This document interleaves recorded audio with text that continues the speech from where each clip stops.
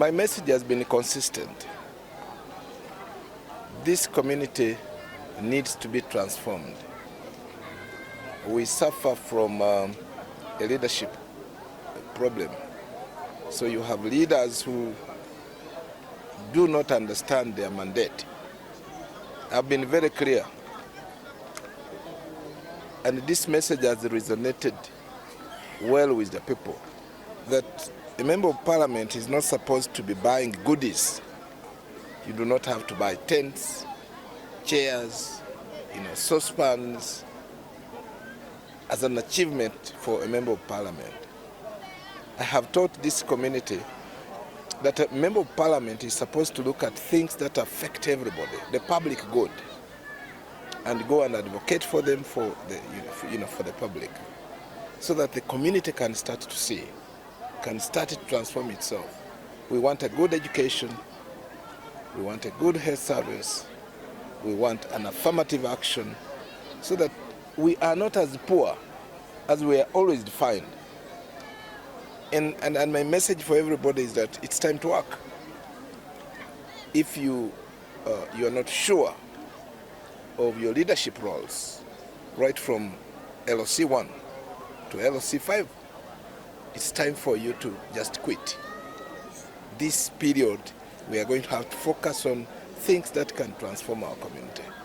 For me, that's the most important thing. And the community, I've told them, look for something that you can do so that you have an income. It's only this place where you do not find an economic activity viable that can bring resources. This community here, it doesn't have an economy. If you go to Elgon, people sell beans, sell Irish potatoes, they sell maize and all this. If you go to Western Uganda, they sell milk, they have meat, they have all these kind of things. In fact, we are now eating matoke that has come from Barara. So I'm saying it's time for us to work. We must start to look at what is it that we can do. And unfortunately, we have a strategic plan for Bukit, the Bukit strategic plan. It has got those areas for which we can invest as people. And that has been my message. It's about really people. Unlike others who are looking for employment in parliament, I am not.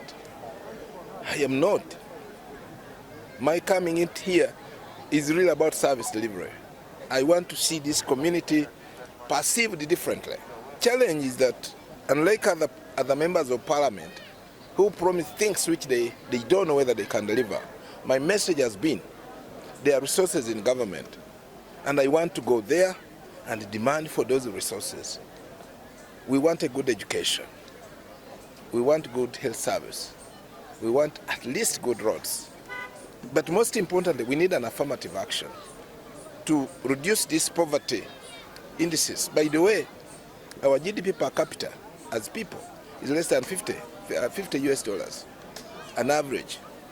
When you say 50, it means that you cannot have $50 in every household. If you added all our earnings for this sub-region divided by its people, you can't have 50. Now, if your contribution to the national coffers is so low, government should start to look at this area as an affirmative, with an affirmative angle. Karamoja used to be poorer than this. Karamoja now has got things they can sell because government focused there. It put resources there. It put the minister. And all these people who are helping to, transform this community. So I am telling people that we want the president to know, which he already knows, that we are poor. But we want him to know that to change that circumstance cannot be just talks. We need the resources around, 360 degrees. We are a country with, poverty levels that are alarming. I've always said that our poverty smells when you enter somebody's house. And my entry in this is really about how do we work together with the different leaders, sensitize our people. For example, we have a factory here. There's a factory in Blangira, that generally has got a capacity to employ most of these youth people, young people here, you see. because it can give 1,500 jobs in the morning, up to 6, and another 1,500 for a night shift. So we can start with that to create a semblance of employment. We can start to produce cooking oil that can be named as, a Bugwere product, because we do not have anything. We can produce soap. So we can produce animal feeds, and all those can be sold and brought, and they can bring revenue for our people. For me, that is my point. You see, for me, I was aware that I was going to defeat him. From the very start I came, I sent a message, I said I will defeat you. I am not new in this politics. I've supported others, they are beaten. So my opponent was aware of that. And unfortunately, he took long to realize that he was going to be defeated. My polls from the very start were showing me the same marks that I got. So my message to him is that, take heed. The people have spoken. When children are educated, they will buy their own land. So that intervention must be there. It will shift people away from home. That's number one. Two, an educated person will not have many children. Because look at me, I have only 4 children. But I have the capacity to have had as many children as I could. But because you spend time in education, spend time to work, you really don't see the need for many children. But you guys who stay here in the village, the only activity you have is to go and make children. So you need to educate the children so that children can go and find their jobs, children can reduce on how many children they can have. You know? Yeah, it's of the 93 polling stations, there are many polling stations. Also called it 93% of all of the polling stations I defeated him. Yeah? But most critical is that about 71 polling stations, there was only one line. One line. You are supposed to have Mogole line and mine. But there was only one. There are many polling stations where he scored 0. 0. Including mine here. My people here said only one line. KAWAMI. KAWAMI A and KAWAMI B. Eh? So it is important to understand when the population speaks, once they have communicated, you pull back. Obulire papa, akalulu kawoyire tusobola okutumulanga abantu. Tinicho kubanga amulakizo naye. Ekyentasobola kumuwa constituency kubanga eyo yanga abantu bakolere batya. Banange temwampaire. Mwampaire. Nebindi bino okuzimba community tusobola okukoleramu. Ate nze mbeire nsaba nti singa yayizire nakoba ati munange onsingira kalo ne tukwatagana mu ngalo. Abantu baisi ne basigala nga bali amu. Ne yagotere ogoti pyo kwaba. Statesman onokumanya nti oyabo mukalulu wasinga oba wakola otya. That's statesman. Ne iwe oteekamu obusungu oleka abantu bali divided. Ekiwana twandibaire tutyama nesetukano kw'abantu nti banange omuze yakolera atya yansingire kamukuume. Esaawa eno kituliko saawa eno gezya twalwanisa tuwaavu twakyusa kitya embeera yaiswe niiso ate eno tusinga owaavu olwowona the poverty indices n'abakaramoja ngamba koba bulijjo bona atya nibatusinga niki esente ikutuko kukusoma niso tukola nti iwo muwuliranga erude bakolere bakole first division anu celebrating into mwana bitiro mu first division baba babiri oba moiza amadwaliro gaiso gaona noyingira muyinza okulowooza nti kino kibali. So omulimo gwange gwakuba mugumo ndikwabe Kampala iningirire budget mwaka ku mwaka ibateeka ngama amadwaliro gerude zenanga nkanze na ntakaniki ibateeka amasomero zenanga nkwantanze na ntakaniki ibateeka mesende gya agriculture zenanga nkandisona eri abantu kubanga omunauganda ali ankana n'omunauganda ali embalala lwaki badde bali n'enguudo ensa bali n'amasomero amasa bali n'amasanyalaze iswe ng'eno tubula nikyo ekibuuzo ekyembuule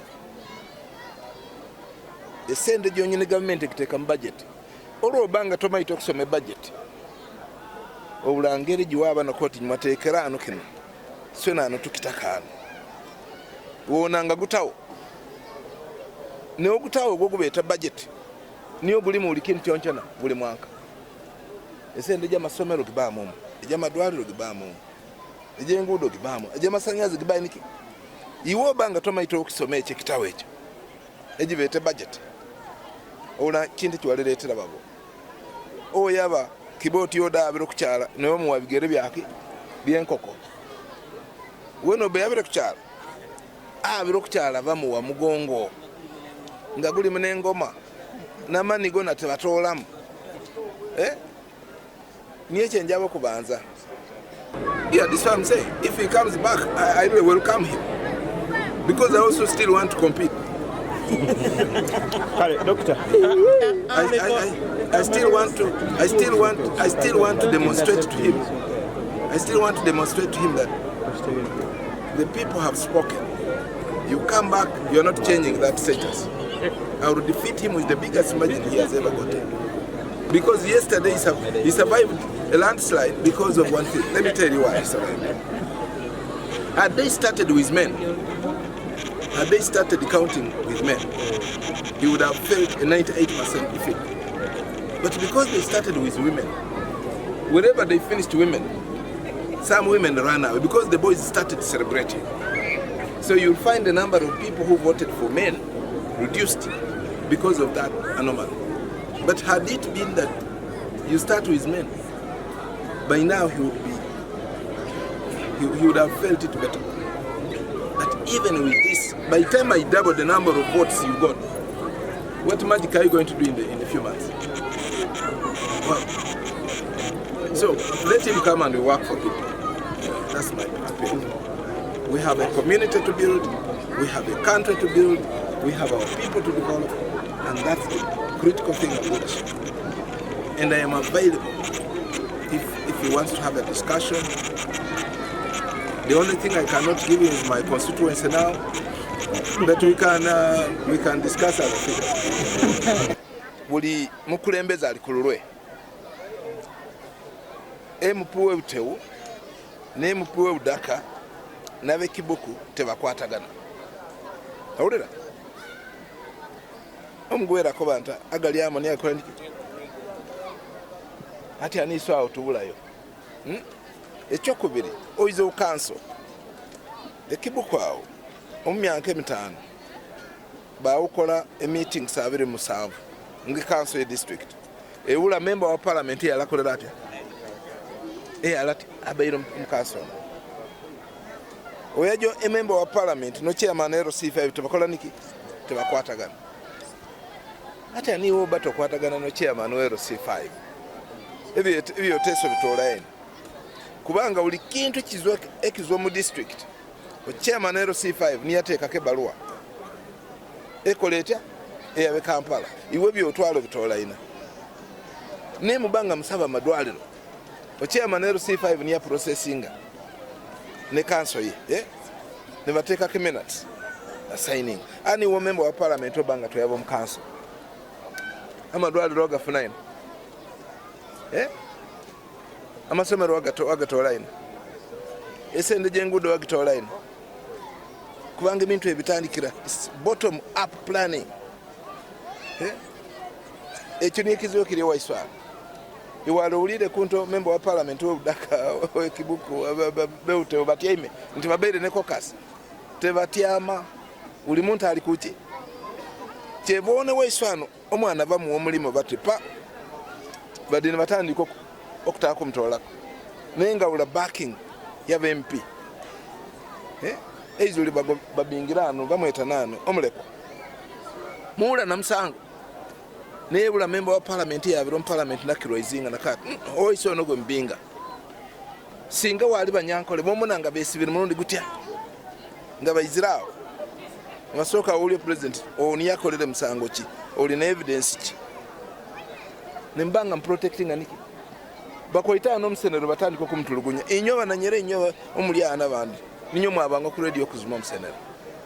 ewula member wa parliament wenu eyasetukire nakata omusenero lwaki bamutulugunya nakikolera mubiri gutya